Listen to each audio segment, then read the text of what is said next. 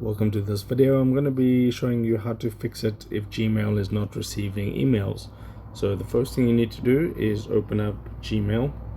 Okay, now if you tap on the three stripes at the top left, if it's an important email and somehow it went to spam, you can check your spam folder. But if it's not that, go and tap on settings at the bottom, and then you want to select the account that it's happening with. Okay, and you want to make sure that let me just scroll down, sync Gmail. If you see this option here, you want to make sure that sync Gmail isn't actually enabled. Okay, so then you go out of the Gmail app, then go into the settings of your phone. I'll just go apps. Okay, I can't find it like that.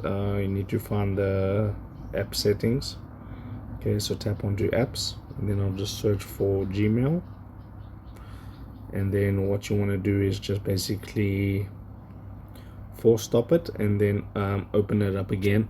And then if you go into Gmail, let me just go back.